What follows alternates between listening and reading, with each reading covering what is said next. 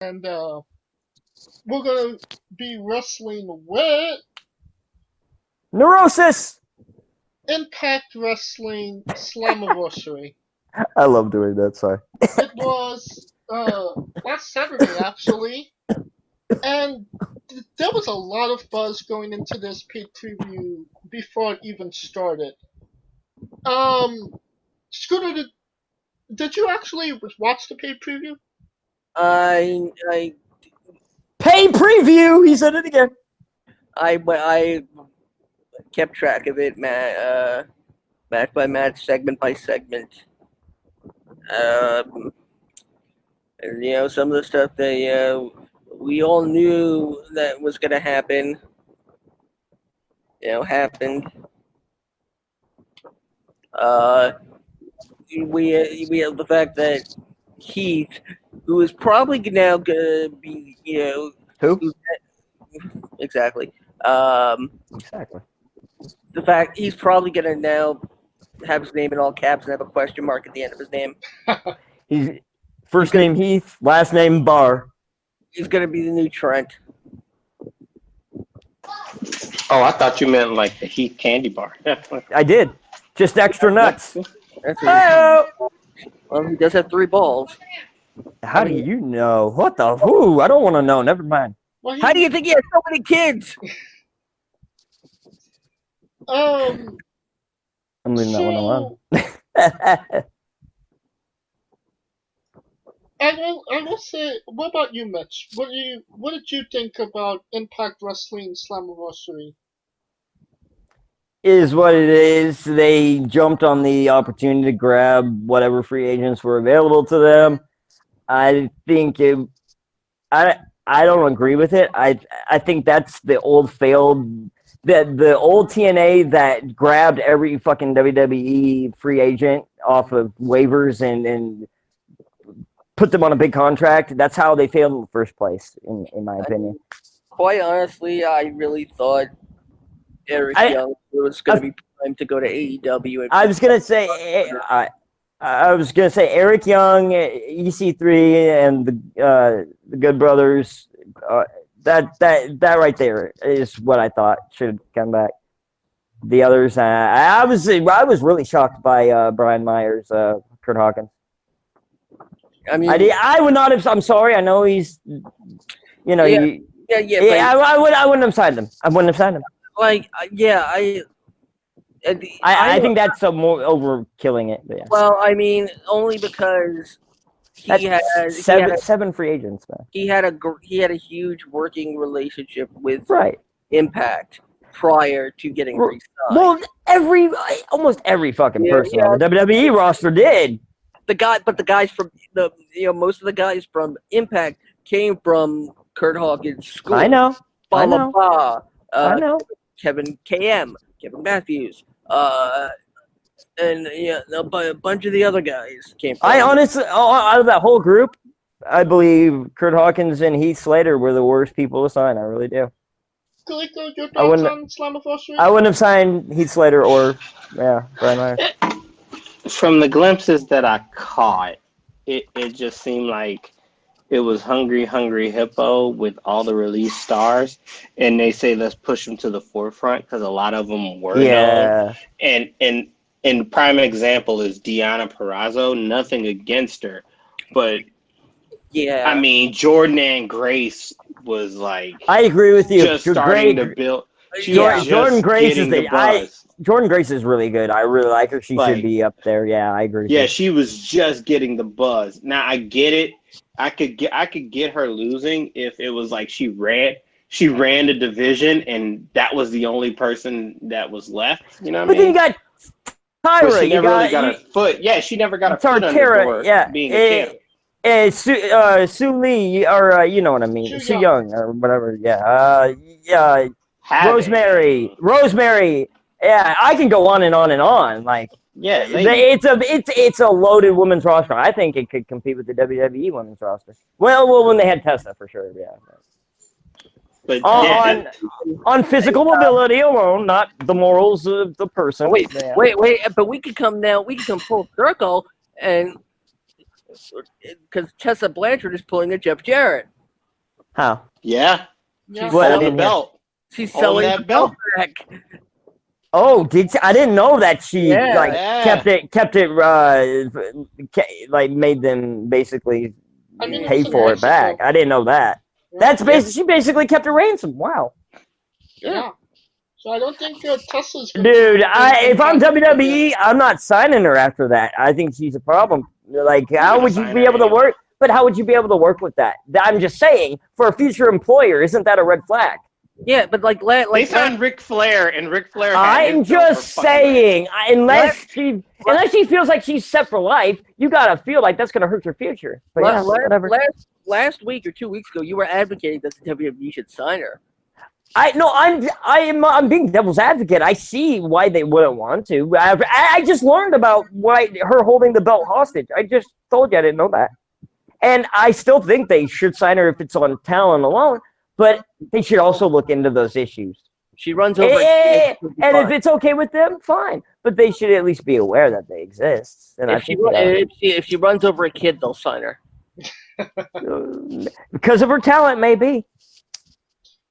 Here's some stats on the Slammiversary paid preview. It did its biggest preview again. It did its biggest numbers for online buys in a long time. Slammiversary was the #1 trend worldwide on Twitter. Deonna Perazzo winning the championship. She is not actually contracted by Impact Wrestling currently. And the Motor City Machine Guns had their first match since May of 2018, and Chris Sabin had his first match since January of 2019. Lots to cover there. Do you think Impact Wrestling capitalized on the publicity that they were getting for this paid preview? Scooter? But they weren't really getting publicity. The publicity was kind of being generated for them by the wrestling community. The fact that there were so many free agents that it was an inevitability that at least some of the free agents were going to sign with Impact. So I mean, I think yes, I will agree that this was probably Impact's best pay-per-view in their era. Real quick, I saw highlights, but I love pay-per-view. I popped my ass off for the Motor City Machine Gun return. Oh, did you put that hit me in the feels, dude. I'm just saying that's special to me. So you popped your ass, or did you put it back on afterwards? You know what I mean, dude. Fuck off. You know that's how I talk. You would say that if you met the guys. I haven't, and I've only seen their in-ring work, and I think they're fucking awesome. And their style, was something that I tailored some of my shit over. So. What about you, Kaliko? Do you think that they capitalized on the buzz that they got? That this might be a new resurgence for Impact? To have a resurgence, you have to have a channel that people know where the fuck to watch. And until that happens, you have to have a first wave to have a resurgence. Until that happens, right? It's to be like the coronavirus, And I hate to say that because that just sounds mean and decrueling. But the thing is like, it generated buzz. But the thing is, what good is the buzz if they don't know how to capitalize on the buzz? I feel like they need a whole overhaul of that marketing team. Fuck the goddamn wrestlers. Because I always said with Impact, it never was the problem with the roster. I felt it was a problem with the people supporting them and getting them the exposure. There's a little something missing from the past. I can see it. So that was my issue. My issue was never with the talent. My issue was with the people trying to get the talent exposed in the first place. Hey, guys, I'll be right back. I got a call. Quickly, Say what you really you. feel about Mitch. So Twat. let's get. He hates Vince McMahon. Oh, he still ain't got the free version. I bet he still ain't got the free version of the WWE Network. I could bet $5. I mean, since I stopped paying it for him. That's actually true. You changed the password and then that's it. I told him I'll let you have 2 months, and then that's it. But I got it back at the time, right the month before they stopped doing the free trial. So I decided to be nice and give him a month. And They got the free. It's the free version now. He ain't no excuse. Alright, it's still too expensive for him. going down the card, the Motor City Machine Guns defeated the Rascals. We got Mitch's take on the Motor City Machine Guns. What about you, Scooter? I mean, the Motor City Machine Guns were probably the best tag team that WWE can't claim responsibility for, even though there were even though the rumors about. I mean, I still believe that if Shelley hadn't gotten injured at the time, that we would have had that reunion in the WWE, and that probably would have been the post WrestleMania debut. Which year? This year. This year. Oh, damn. And but it's good to see the back. It's good to know that they can still go, which means there's potential. There's potential for the Guns to travel up north if the That's not happening. opportunity should present itself. I don't see how that happening. I mean, they did win the tag team championships the following Tuesday, so they are going with these guys. Yeah. What? Who are you talking about? Motor City Machine Guns. Oh, I don't see the Guns would have already been in WWE by now if Vince was willing to sign them, I think. I'm saying because Shelley got injured after his debut in NXT. But isn't that what you're insinuating, that they're going north? No. I'm saying that they would have if Shelley hadn't gotten injured in this whole pandemic. You really think that? I think we would have seen that reunion at the Raw after WrestleMania. I would have paid money for that. Kaliko, anything you want to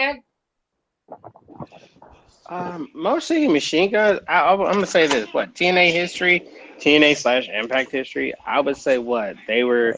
The second best tag team I ever. love old Impact. Because the first time I heard of them was when they did the whole them versus Generation Me, which was the Young Bucks. Boy, did they drop the ball on that! And Holy shit! Was like, holy shit! Did they drop? They had the next wave of the future of wrestling, dude. Yeah, they Chris Daniels, Kaz, them, and they would have been AEW. Fuck. But to me, it's good to. I guess the North had the belts for a while, so it's good to see a new direction. They almost had Seth Rollins too, but okay, go ahead. Sorry.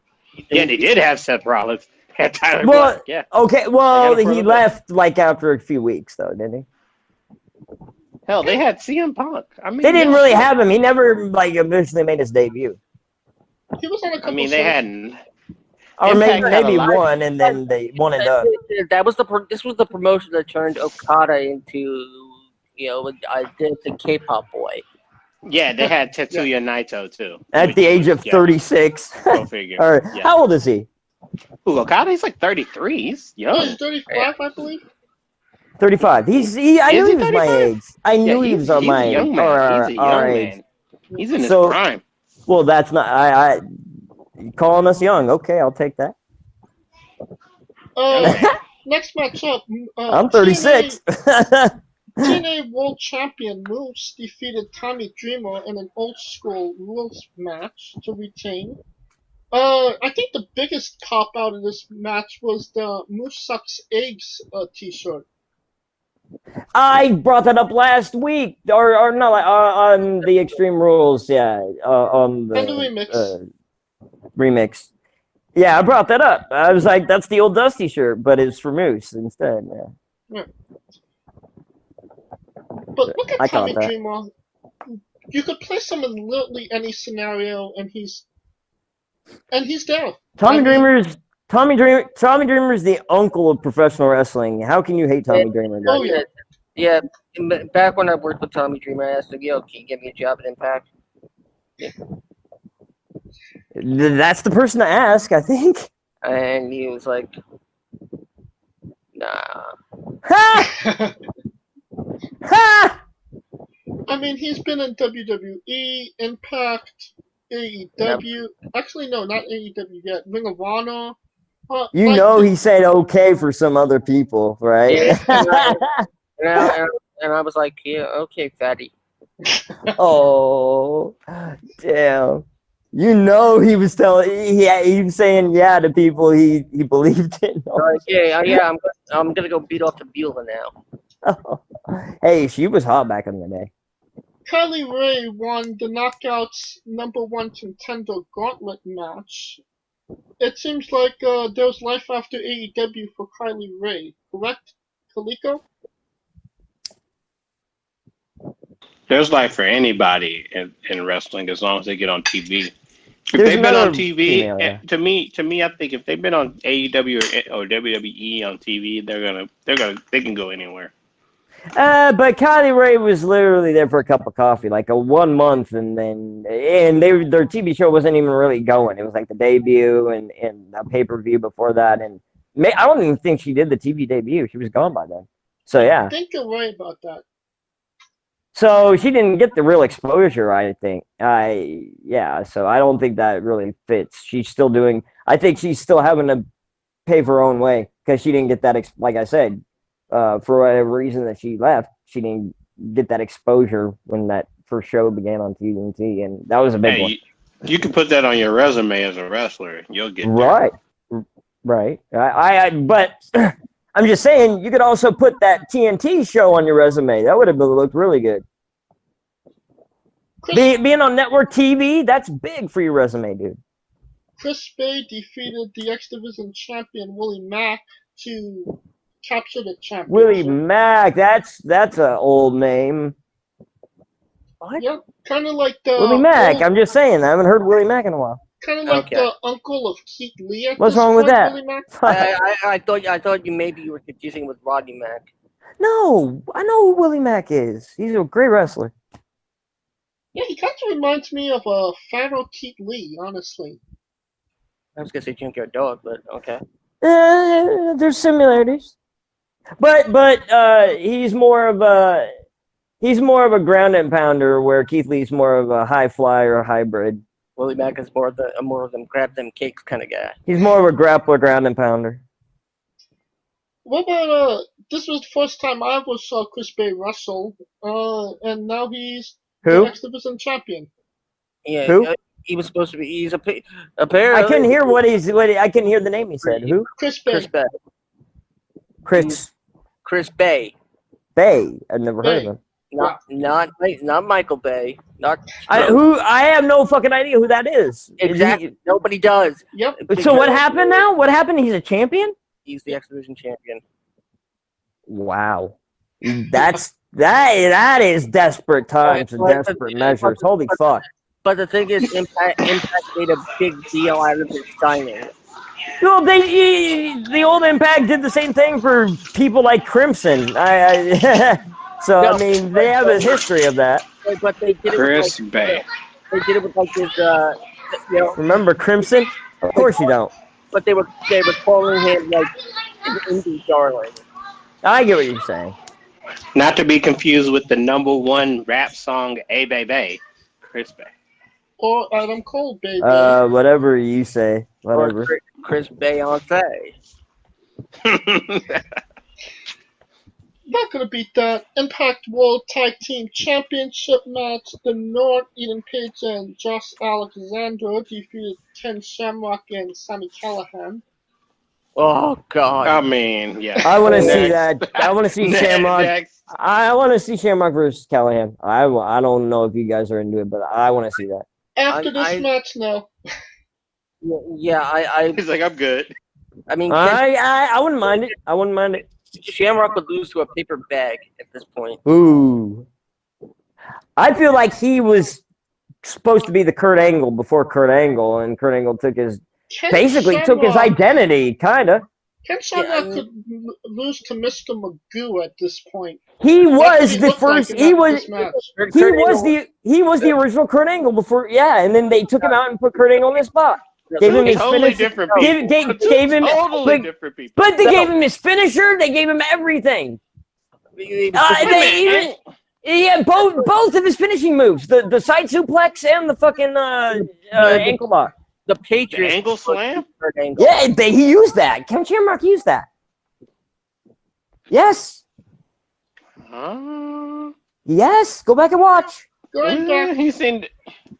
He used to be. I know he used to do the overhead. Belly to belly and the Olympics, whatever. But it the fit side, Angle because he was a fucking wrestler.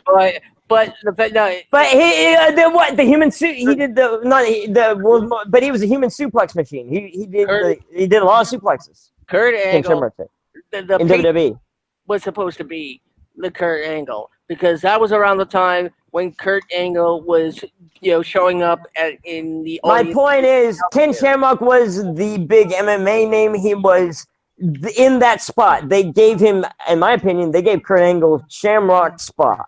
Do you know what the original idea for Ken Shamrock in pro wrestling was? Hear me out real quick. Hold on. You jumped the gun before I was finished. When that happened and Ken Shamrock went out, that timing, right when Ken Shamrock went out, Kurt Angle came in and took his finishing move, and a lot of the other you know what I'm trying to say. The original idea, and this is that WCW wanted Shamrock. No shit.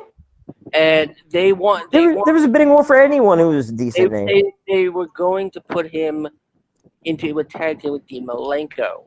Ooh, that would have been something. I remember reading an interview about this because I don't know if that would have worked. Dean Malenko and Shamrock. That sounds like that would clash. Because Shamrock trained with Boris Malenko at one point. Okay, I was gonna say that. I was just gonna ask that. There was history there. Shamrock. Same thing with Sean Waltman. Yeah. So yeah, and I always wondered, Shamrock and Malenko all had almost history. Similar contrasting personalities, and that they were both boring as shit. But if you got on their bad side, you paid price. Yes. Yeah, it's silent but deadly. Yes. That's what you said. Kind of like a Steve Blackman, but boring as fucking shit. Well, I mean, at least Blackman. But they had more personality than Blackman. Going back to. I'm just saying. I'm giving an outline of what I'm talking about. I mean, Blackman's now a freaking bounty hunter. I'm just saying. I'm just giving you an outline of the kind of person I'm talking about. But yeah. Moving back to 2020, Ken Shamrock. I wish we could go back. Fuck 2020. Oh God, no! I don't. I'm just saying this is the worst year ever. Anyway, well, not ever, not for me, but for other people. This didn't change my life much. Shamrock in 2020, not good. And I feel if Sammy Callahan does have a match with him, I feel bad for him. Somebody I don't feel bad about, Deonna Perazzo defeated Jordan Grace to win the Knockouts Championship. Boo! I'm with Glico on that one. And I disagree with both of you. Deonna Perazzo has been one of the best women's wrestlers in the independent circuit for a really long time. All right. Hold on. I got so I have to say this, if I can, real quick. I understand that she's had hype around her for like a year plus. been in AEW, then she jumped to WWE, now she's in Impact. Before that, she was on the indie circuit going everywhere. All this hype, but no delivery. I don't know why people are so high on Because her. nobody gave her a chance. Let me finish. I fall asleep when I watch her matches. I don't see what's special. Well, I didn't fall asleep on this match. I thought it was one of I'm the just better saying, I don't matches see any. on the I card. don't see anything special in her that deserves that hype. I just don't. I'm just being honest. Well, I guess you have your opinion, I have my opinion. I'm glad I see. that Deonna I see. Purrazzo's I'm not getting- saying she's not a decent worker. I don't think she's at a main event level that they're pushing her at. See, my beef was I don't see anything special in her. She was a jobber in NXT. She was. And I think that was for a reason. Yeah, they kind of was trying to start it, and then the pandemic hit. But to me, my issue was not with her as far as like her hype. I felt like Jordan and Grace was the person that took the cost. Jordan and Grace caught my eye too, bro. She's good because she's a unique. Yeah, she is. Physical specimen. The big mama pump shit, that's cool. I like it. Like, you know what I'm saying? That's where my issue wasn't with Deonna as a wrestler. My issue was that she got it at the expense of Jordan, because I feel like that could have been something that could have been a bigger program than. Yeah, Grace is a star for the future. She's only, 22? She's young. Yeah, she's hella young. And she's got a huge future ahead of her, dude. It's huge. So don't worry, she'll get there. Isn't this just building a new star for Jordan Grace to wrestle? I mean... Well, you got Kylie Ray now on top of the stacked roster already, you know? I mean, shit. Yeah, you can make the argument they got the second best women's roster. Right, bingo. Period. So that's my point. Yeah. My point is that... I think it could rival WWE's, honestly, in terms of the depth. But yeah, sorry. Go ahead. Yeah, they do have the depth. So that's why I was saying. That's why I said what I said, because it came at the expense of the second best roster of women wrestlers in the world. I think... Agreed. I think this is the first time Deonna Purrazzo has ever been in this position, and we're definitely going to see if she's going to sink or swim. I will say that. I get that, but my point is, I feel like every woman that gets signed to Impact, the first 10 minutes they get a reign, and that does it. You see what I'm saying? So we'll see if they stick with her. Right. That trend is like. We'll see if she keeps winning or not. They need to buck that trend. Like if she came in and ran through the roster, and then got the Jordan in, I see your point, but to go straight in and be like, yo, I'm the champ now. You know what I mean? Yeah, I'm with you, dude. That brings us to our main event. Eddie Edwards defeated Ace Austin, Trey Miguel. I see a lot of future in Ace Austin. Not now, but I see something in the future for him. Returning Eric Young and a surprise entrance by Rich Swann. And he's your new Impact World Champion, who was... they were all fighting for the vacant championship that Tessa Blanchard held Impact up for. If you think about it, Impact has lost both Brian Cage and Tessa Blanchard and quite a few other people. Like, they took more of a hit than we've realized, I think. I think they might be happy to get rid of Tessa at this point. But I think that right now, I think they're in somewhat of a rebuilding phase, and that's why they're bringing on. They brought all this. They're always in a rebuilding phase. I know. I'm just saying that's what it looks like to me, because they brought in a whole ass load of free agents. That's what you do. That's the thing. Ever since they friggin' lost, the first promotion ever to really lose, their building. Wow, before yeah. pandemic Well, happened. they've And then, actually rebuilt decently since then. They and, carved and, out. Hold on, they've carved out their little niche, and they're not overreaching like they used to. Like, I can understand where they're in their little corner, so I can understand that fitting. when the show was live from the Hardy's Ranch, kidding. Well, yeah, but I mean now, or them being based in Canada, like I think they're doing pretty good compared to what they had to deal with.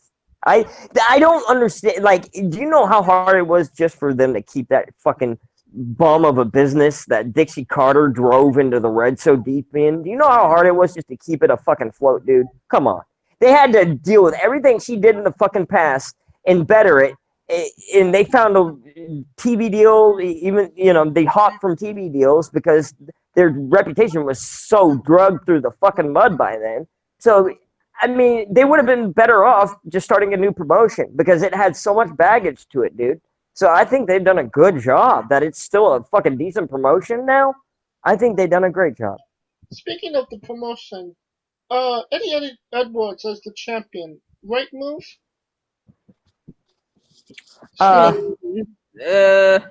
Given everybody, It's okay. Given everybody who was in this match, it makes the most sense to go with Edwards, who was a former Impact champion. He's one of their vets, yeah. Yeah, and in this, and he stuck with them. Yeah. In this situation, he could have left. Part of me said, it was almost expecting them to, the old Impact thing and give, do what they did with Deonna and give Eric Young the belt right off the bat again. I thought they'd do like EC3 or something. Man, they got something with EC3 if they do it right. Yeah, but the whole EC3, I'm not like, I know he's gonna be a badass. But you want to talk about complacency? I see a lot of complacency in EC3. I really hope Impact, he has such an possibility. I really hope somebody over at Impact pays Vince trouble. Pays Vince enough money for EC3's WWE theme music. No, I would. If I was in, hold on. I gotta say this. If I was WWE, I would have paid to get that fucking TNA theme song of his. I think that's his best theme song. Yeah, I agree with Mitch. Trouble. Yeah, I thought it worked for him. Yeah, theme song for idiots. Like I said, it worked for him. That was his character. Yeah, no. Douchebag. I mean, yeah, Mitch is right. It worked for him. Yeah. That's what makes you just you and me. True. What about you? Whatever you say. Eddie Edwards, your new I am Impact whatever World you say I am. I felt like the only move, but I must say, with what Scooter said, with the way that they did Deonna, I would have not been surprised if one of them two dudes between EC3 and EY got the belt. It would have been a typical TNA move. So that would have been an old typical TNA move of the old regime. Yes, I agree with that, but not the new one that's been rebuilding it into a smaller promotion. But I feel like every year they have a draft class and that shit don't pan out. But anywho, so back to what you were saying with Eddie Edwards. I guess it only made sense because he's the only guy where a story would go anywhere with the main belt. I mean, considering that, wasn't this supposed to be like, oh my God, Moose won the TNA heavyweight belt and he brought it back, and then they're doing a heavyweight belt and a world head championship belt. God knows, I don't know what they're trying to go with it. Uh-huh. All right. And that will conclude our coverage for Impact Slammiversary.